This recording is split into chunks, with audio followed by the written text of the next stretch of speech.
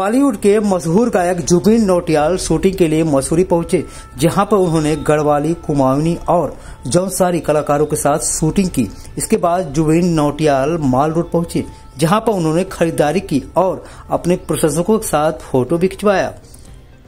जुबिन नौटियाल का मसूरी से गहरा नाता है। उनका बचपन मसूरी में ही बीता है।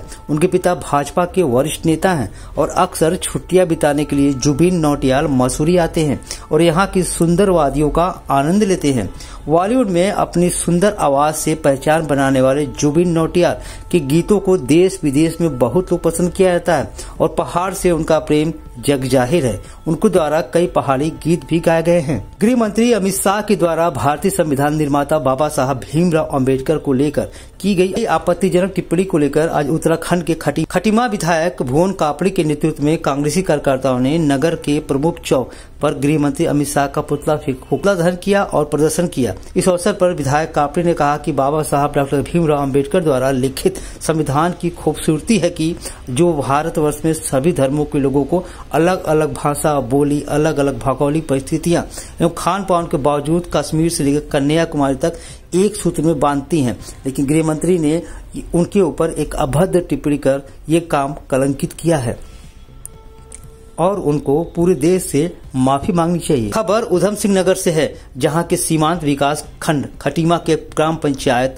नंदना से, जहां ग्राम प्रधान माया जोशी के नेतृत्व में नंदना ग्राम पंचायत के पंचायत सुशासन सप्ताह के अंतर्गत विकास खंड स्तरीय बहुउद्देशीय शिविर का आयोजन किया गया।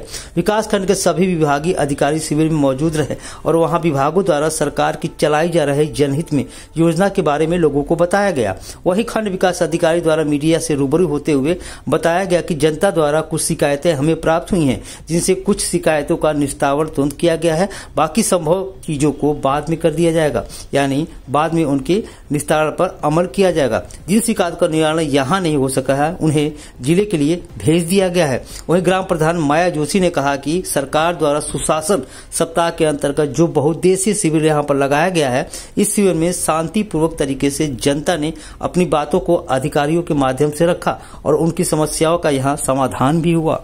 पर्यटन नगरी मसूरी में लगने वाले जाम और पार्किंग स्थलों की कमी को लेकर सरकार प्रशासन द्वारा ट्रैफिक व्यवस्था को सुविधाजनक बनाने की और भी सुरक्षित करने के लिए नए एक्शन प्लान की तैयारी चल रही है और शहर में शटल सेवा शुरू करने की कवायद तेज हो गई है। शहर में पार्किंग व्यवस्था पूरी होने के बाद शटल सेवा शुरू की जाएगी। इलाकों में 28 सैटेलाइट पार्किंग स्थलों की पहचान की गई है, जो सड़क के किनारे रणनीतिक तौर पर स्थित है। इन स्थानों पर पर्यटक अपने वाहन खड़े करेंगे और मसूरी में आने की यात्रा के लिए शटल सेवा का उपयोग करके इसके लिए ऐप का भी इस्तेमाल किया जाएगा। रूस के कजान में 3 इमारतों पर हमला किया गया है। मीडिया रिपोर्ट के मुताबिक कजान शहर पर हमला कुल 8 ड्रोन से किया गया है। इस चौंकाने वाली घटना का वीडियो भी सामने आया है। हमला अमेरिका के 9/11 अटैक जैसा किया गया है। कजान के एयरपोर्ट पर विमानों की उड़ान पर भी हमले का असर पड़ा है। खबरों की माने तो यूक्रेन की ओर से यह हमला किया गया है। इसके बाद कजान हवाई अड्डे ने उड़ाने की लैंडिंग और टेक ऑफ को रोक लगा दिया है। कजान में ड्रोन से किए गए हमले के बाद बिल्डिंग खाली करा दी गई है। रूसी सरकारी समाचार एजेंसियों ने बताया लगभग 50 मील दूर पूर्व में स्थित एक शहर कजान है, जहां पर एक आवासीय परिसर में ड्रोन की सूचना दी गई। टस्सा एजेंसी ने कहा कि 8 ड्रोन से हमला किया गया है। अभी हमले की पूरी जानकारी सामने नहीं